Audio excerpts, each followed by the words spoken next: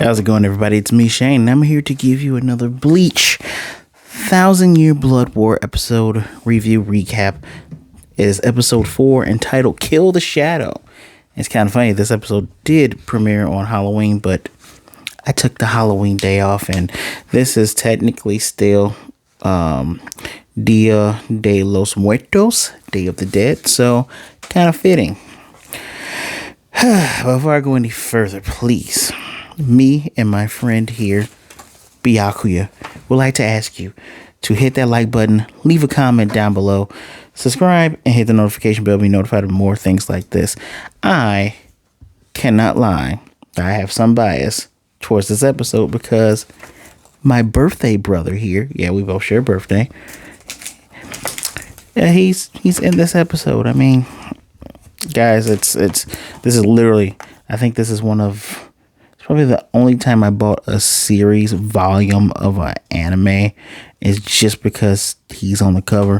Also, it's episodes 50 through 53, so he fights Renji in this.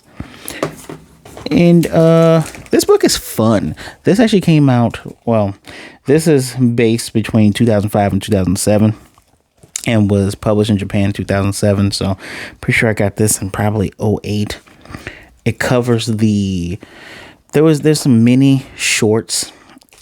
They actually showed the shorts in the anime, but a lot of stuff that happened in the book that I'm kind of surprised they put at the end of the episodes, where you remember the not the yearbook society, but like the women's society of Seirete of the Gotei 13, where they all were trying to do expose on the captains and everything like that. And they went around asking questions. This has that in it. It has color pictures. It's literally a guidebook. Oh, look, Sanji, this guy's in this episode too. I find it interesting that anything that's not on the phone shows up particularly well on my camera. And I also find it interesting, this is how you know, look at this. We are literally the same height. I think I'm like an inch shorter than him, but man, I love this character. Says a lot when you remember a character's name after having not seen or read anything with them for years upon years. Isn't that right, buddy? Yeah, that's right.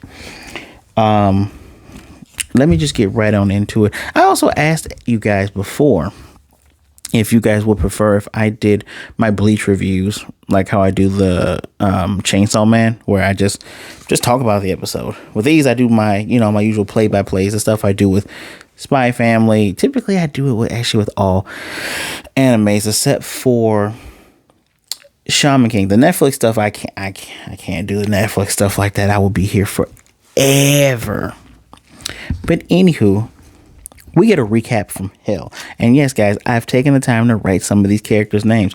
Gonna be honest with you, when it comes to the Wandenreich, that is who they are, the Quincy's, at this point, we're at the 1,000-Year Blood War arc, which, by the way, this will be cut into 4 pieces. They already said that. Feels like Kubo just kind of gave up on names, just said, I'm going to just make up whatever the hell I want. You'll see what I mean in a minute. So we get the recap. I call it the recap from hell. We get the whole recap of last episode and everything that went on. Very well. Very well done. And now it's time for battle. The Seirete is under attack. 16 different locations. We have 25 people killed in the east and 61 killed in the west 224th district. Excuse me. Even some city officials, such as Kira, actually, funny enough, this is Kira right there. Yeah. Ooh, boy, he got a big old hole in him. So there's just 1,000 dead in minutes. Akon, not the stupid Prince rapper. I'm talking about the one who's the second in command to Mayuri down in the R&D section. He is lamenting. He doesn't think they can win this. So we have the glasses a-hole from last episode.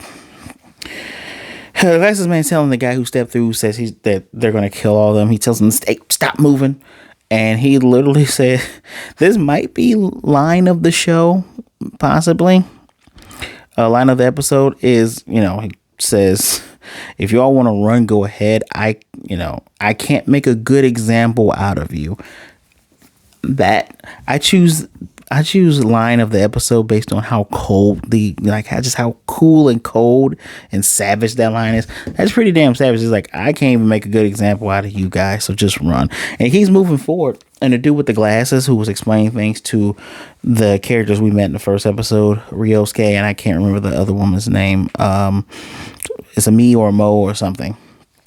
And he's moving forward and he's telling them, hey, stop it. And he's like, you're trying out of desperation to get me not to attack you, but really should just be running away. And when he goes to attack, dude just cuts him straight in half, breaks the glass because he literally bisected him. Now there's a black butterfly that goes out, and I didn't know his name, but I looked it up before I jumped on here. Rujiro, the blonde one who plays the guitar from the Wizards, who are now, most of them are actually captains or lieutenants. He got the word on the butterfly, and he's just like, wow. And here's one of my issues with Kubo. I don't know if Kubo just hasn't, back then, this is old, I don't know if Kubo has the same issue that, I'll just be flat out say it, Kira Toriyama has when it comes to characterizing black people, specifically black men. If you pay attention to some of the black men in Bleach, like Yami just probably the coolest, and I say this begrudgingly, is Kaname Tosen. But Kaname Tosen is a blind black dude who turns into an insect. And the insect part's not weird to me because I like Mayuri's Bankai a lot. I like the giant weird baby thing a lot. But you have your first black character be the one that is just a natural traitor. I hate how that felt. I hate how it feels now. You all might say I'm looking too much into it. You cannot tell me that I can't feel what I feel. So, whatever. But legitimately, the first black guy character in this whole entire shindig, who's actually cool looking, is just a betrayer. He's never seen Aizen's Bankai, which means he was never fooled to begin with. He's just a bitch.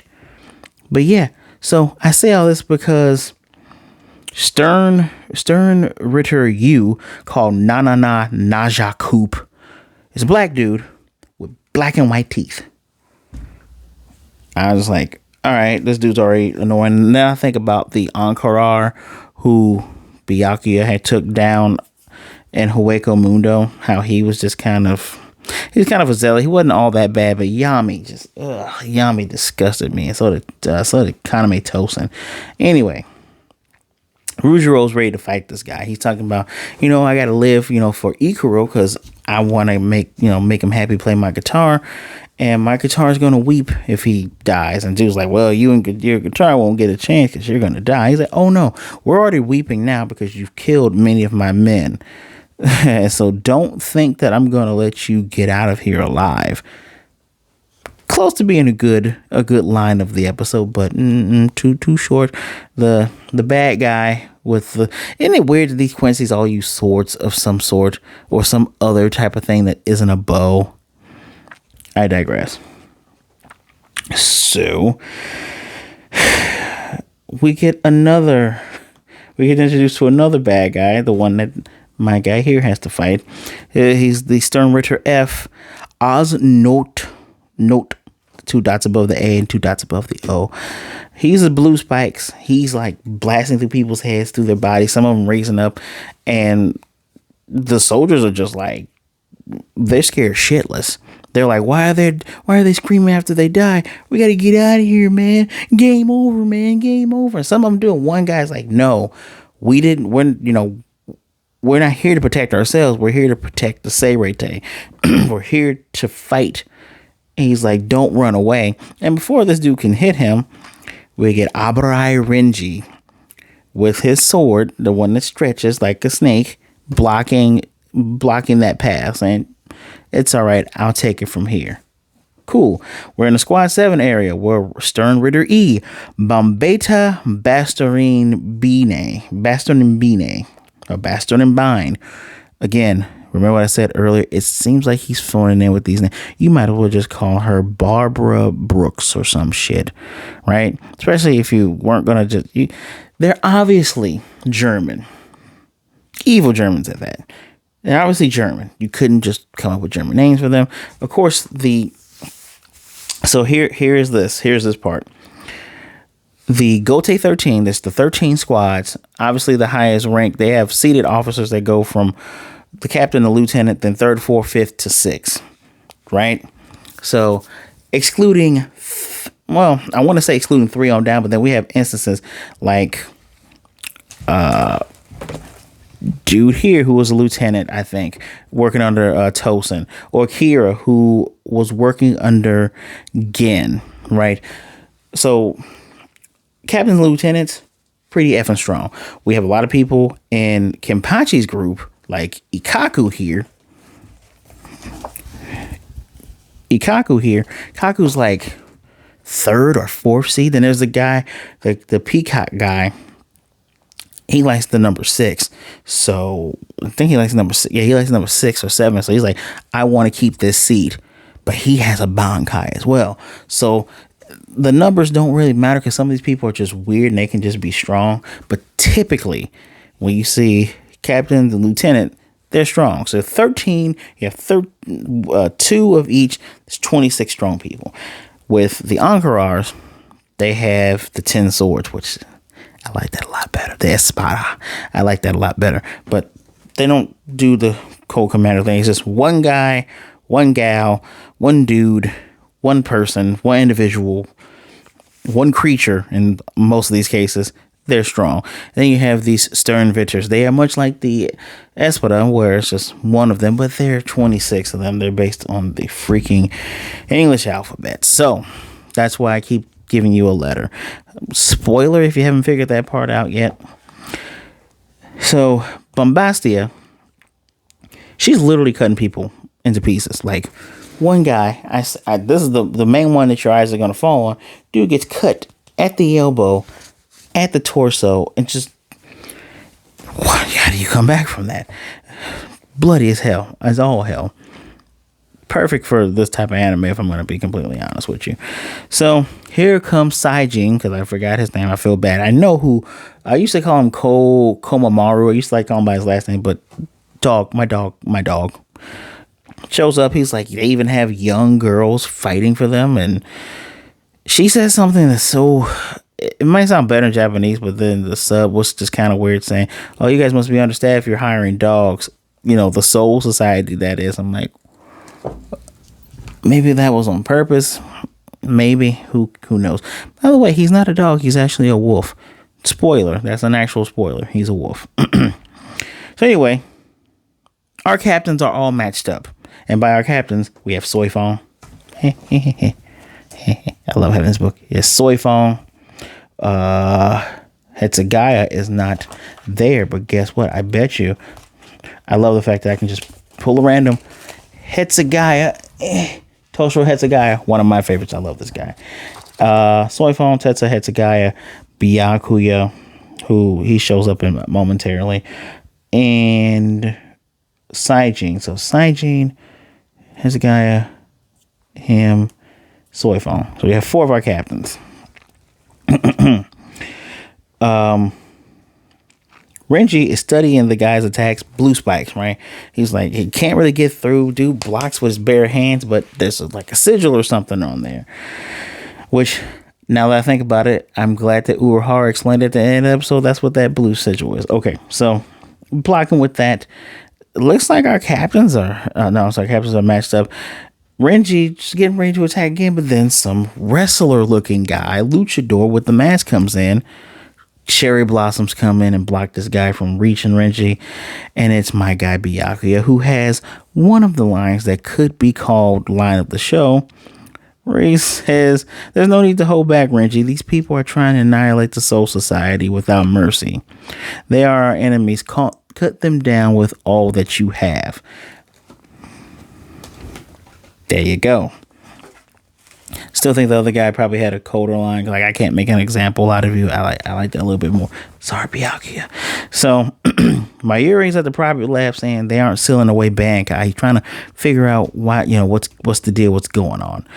Byakuya tells the masked freak, Nort, don't move. Because he tries to move, and this the Senbon Sakura petals come down and he's blocking it again. And Renji says, "Our swords can't cut them."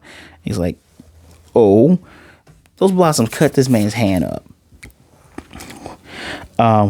And the wrestling guy tries to run to his comrade. He's like, what? You're not out of this either. And actually cut a hole at the bottom and sends him through the ground. So Freaky Blue Man sends spikes at him. Byakuya obviously counters, with his Shie Zenbon Sakura scatter. Making it scatter. That's his Shikai. Dude's blocking it. And his mouth, I'm glad you guys can still see me. His mouth is covered with almost look like a BDSM mask. But you can see his eyes smile. So just kind of like that kind of thing. And dude is getting into it. He slashes at them. But here's the cool part. They do a team move. Renji holds the guy with his blade in place. Byakuya gets close and just a rush of petals over this guy's face. But for some reason, the petals stop short and he is not cut at all. And he releases himself from his attack, from Renji's hold. And we get that old Bleach music, the one that plays when they're fighting. It's so good. So Komaru versus the little girl. Hetsugai is freezing some jackass, and he freezes his arm. He's like, hey man, you're not gonna be used that arm. You got rid of a lot of my comrades. I'm not going easy. And Matsumoto, she's there. Doesn't have this long hair anymore. She cut it. And I just realized something. In the manga, she has blonde hair. In the original anime, she has orange hair. They have gone to actually going with the manga, and she has her blonde hair. I'll bet short. She cut her hair after Jin died. So, dude's fighting him with one arm and just breaking some ice, breaking through, these guys are super tough. Even had the guy get blown through the wall and just coming up like, what is going on? Soy Fong's Shikai is a dagger. So she hits you, you usually get a butterfly on there. And if you get hit there again, it's instant death. Her thing isn't piercing at all. And she's fighting some guy with the cloak who's making some type of zip thing come around. So again, I'm like, I even wrote my notes. They're outmatched. And again, this is hopeless as all hell. She gets sliced. We're back to the BDSM freak, and it's time. So it's his time for the Bankai. His Bankai works where he just turns it the other way and drops it. Amazing. So Reishi warns him. He's like, hey, remember, Mayuri? I can't remember, his last name. Mayuri said, they're stealing our Bankai. We can't, but my guy here is like, no, I know that, but we cannot beat this enemy without using our Bankai. Flat out. And he says, all right, so what's going to happen is, once I use my Bankai and they seal it, you're going to use yours to beat them. All right? And we see all our captains, they all are getting ready to use their Bankais, which his is Zenbon Sakura Kageyoshi.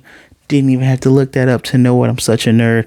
The rows of giant swords, hey, they're there, come up around him. They get ready to scatter into numerous thousands upon thousands of cherry blossom blades. The Kukojo Tengen Mule by Komaru, the giant guy with the blade and hands coming up, basically a stand.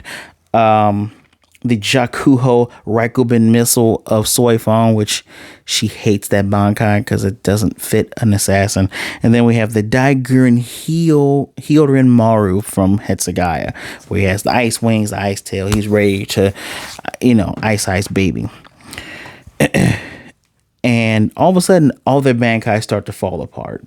The giant man's falling over, the ice is going away, the missiles breaking apart, and all the rows of swords are just being destroyed. And Byakuya's on, they're not sealing it away.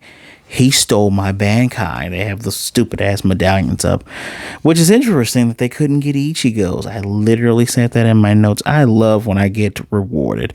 It's kind of making the score go up a little bit. Anyway, the eye catch break is all of the captains, literally just all the new captains. That includes the new ones that are from the Wizards and everything like that. And Hetsugai is freaking out because he can't hear his blade talking. Remember, the Zanpakuto has a soul. So in order to reach Bankai, you have to be tight with the soul of your sword.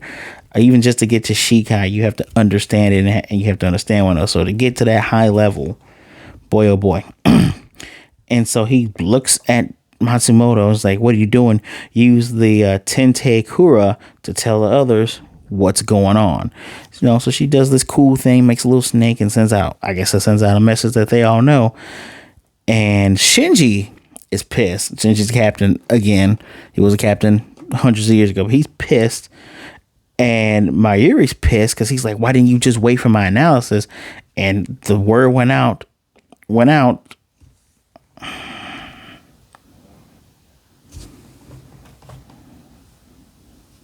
The word went out that squads 2, 6, and 7 all had their Bankais stolen, including 10, actually. 2, 6, 7, and 10. The squad 4 captain, I cannot remember her name. Her name starts with a U. It actually would be very funny if I just... Oh, yeah, there she is right here. Retsu Unohana. Yeah, here she is. By the way, she's very scary. There's a reason why in the entire series everybody was deeply afraid of this woman. So, where am I at here? Mayuri's mad. Everyone's mad, and he says, why couldn't they wait? And who is this? There's another captain. I can't believe I can't remember you guys' name. Forget you, Aizen. Where are you? But this guy here, Shunsui, one of the 2 people that were raised by the captain commander. He is fighting some dude with some blonde mustache, and he's saying, I guess suppose we should be grateful. Mayuri usually just takes a day just to figure things out. He usually takes a day to figure things out, and even he got stumped. But you're a foe that we cannot defeat without Bankai. And dude rushes in on him and tries to shoot him. And dude is super fast. He tries to dodge it. He does get hit, and he lost an eye. He says, wow, look at me trying to be all cool, but I guess I am actually pretty rattled by all of this. Wow. Try to put on a brave face, and he still lost an eye. So Byakuya stops Renji from using his Bankai. Says, no, we cannot afford to lose your Bankai. And Renji's like, how are we supposed to fight these guys? And they're just murdering soldiers all around. So my guy in the chair, Akon, says, get me through the Kurosaki Ichigo. After a little bit of back and forth where you're supposed to get permission from the captain, he's like, the captain's on the front lines because Mayuri's running now. Get me through. Who picks up on the other end? Then Urahara. He's like, he can't really answer the phone right now. He's fighting the Quincy after debating. So he's like, after, having a little bit of an argument with him, he's like, so I'm going to ask you my first question again, because you must be desperate if you're calling him. How are things on that side?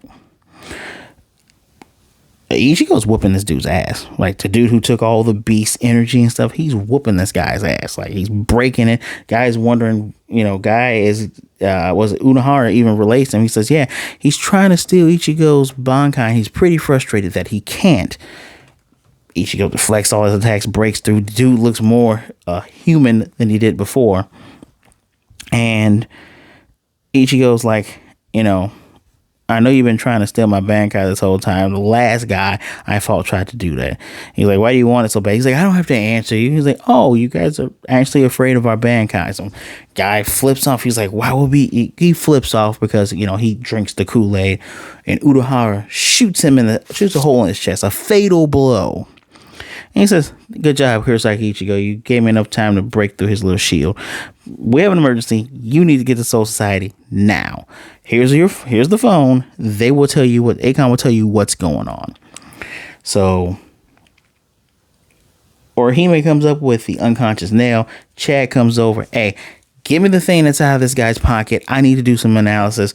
I'll explain everything in a minute, but Ichigo had to go to Soul Society first. And they have a 3-way call. All right, so this is what we know. Squads 2, 6, 7, 10, all those had the Bankai stolen. Ichigo's freaking out because he remembers all of them. They're trying to figure out what's going on with that, but thanks to his battle, they have abilities. So they have 3 different possibilities of powers for the Quincy's. Their main thing called the Volstern Deche. Hope I said that correctly. The second is the Bleach. Bleach is when they send Reishi directly into their veins to bolster their power. That's why you see a lot of people. The swords aren't working. That's where the blue stuff come in. Because remember, the pillars are fire. Reishi is apparently blue, naturally blue. So send it through your veins. You can block stuff. It's almost like hockey. If you know One Piece, I cannot think of anything else to describe it from anime. So it's like hockey. And he says, and the third thing they have is the medallions that steal Bankais. We're going to figure this out.